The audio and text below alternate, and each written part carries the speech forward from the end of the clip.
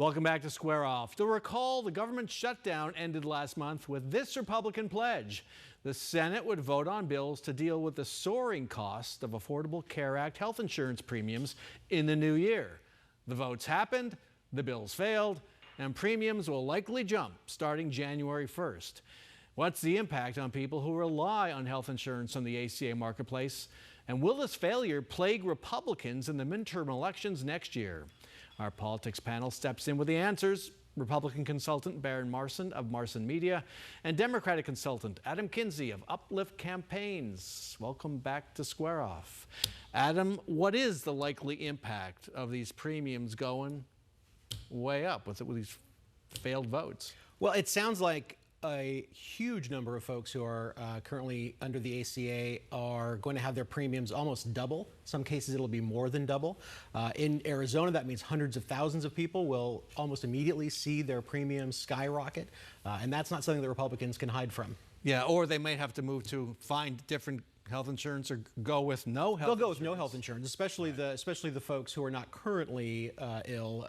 They'll go without coverage, which is quite dangerous on many levels. And Barrett, this is an issue that affects both Republicans and Democrats, and yet Republicans for years under Donald Trump and going back to the ACA start more than a decade ago have failed to come up with a different idea. Well, that's the problem, is that they have wanted to repeal and replace almost since day one, and yet they've really not come up with something to replace it with that works. You know, you can create the health savings accounts and things like that, but if insurance companies aren't going to cover you because of pre-existing conditions or make it so expensive for you, then do you really have access? Do you really have the ability to get coverage?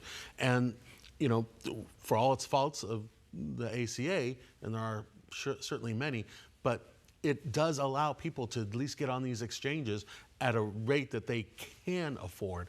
And now you're making it unaffordable for, you know, hundreds of thousands of Arizonans. And the Republicans really either have to come up with a good alternative or suck it up and, you know, spend a couple, you know, only do it for a couple of years and then, well, have 2 years to come up with a better plan. The last time the Republicans did this, they tried to get the ACA and offered no alternative. They lost 40 seats in the House. And this is going to have a huge political impact. They're playing the game of they're not going to understand, the voters aren't going to understand the nuance, the intricacies of the ACA. They're not going to blame us. Yeah, they are. You own every single facet of federal government right now, and they may not understand all the ins and outs of the ACA and the premiums, but they'll understand paying twice what they're paying currently, and they understand who's asleep at the wheel right now, and they're going to blame Republicans. And does that hit harder in a year when affordability, as of now, is at the top of voters' issues? Yeah, affordability is going to be the number one issue. Even here in Arizona, it will certainly eclipse immigration as a number one issue.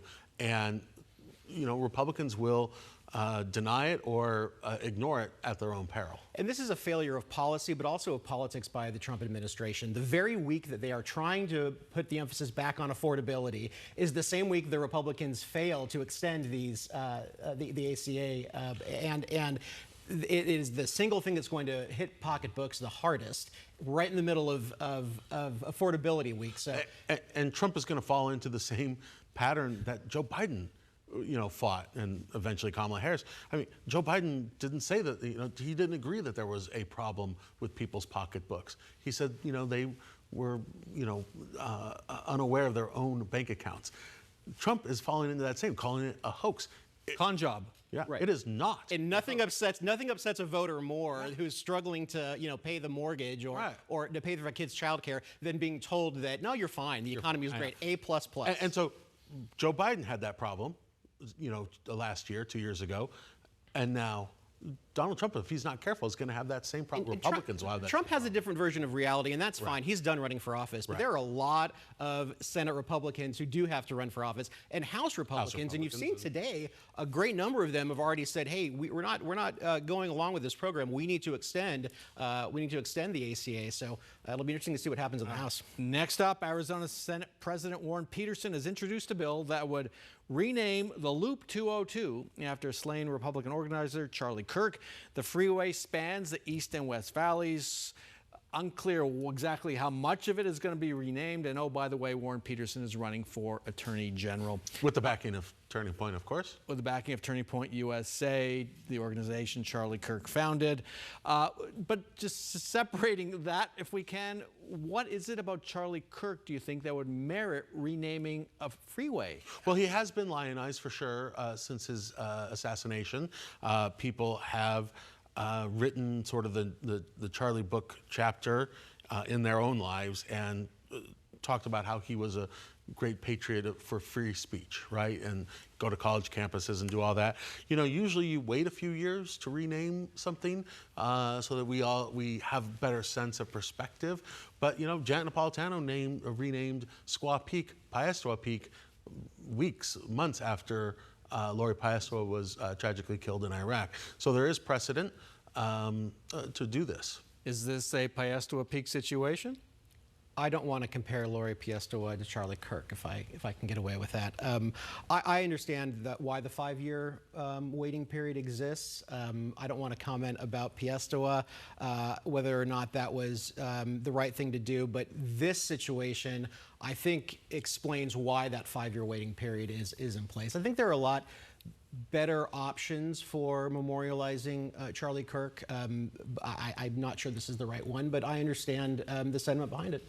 All right. Topic 3, the Arizona Democratic Party suing to block the renaming of the No Labels Party as the Arizona Independent Party.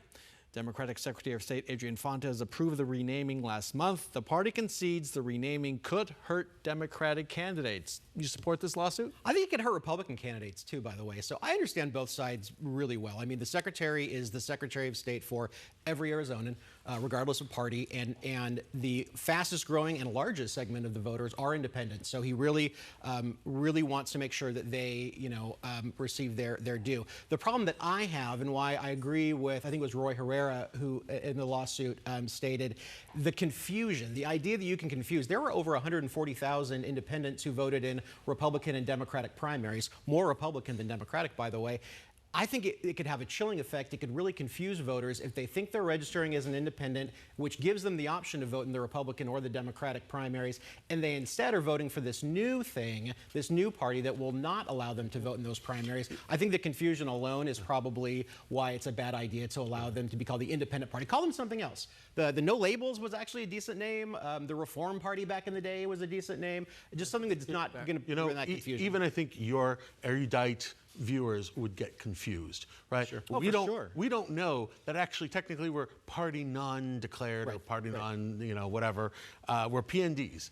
We're not independents, but everyone colloquially calls them independents. So I think this has a real chance to disenfranchise thousands and thousands of voters who think that they can vote in either a Republican or a Democratic primary, and they're stuck in an independent primary of maybe no candidates. Right. And so I think that this is a big problem, and I really wish Adrian Fontes had gone a different way on this. All right, got it there. Barrett Marson, Adam Kinsey, thank you so much for joining us.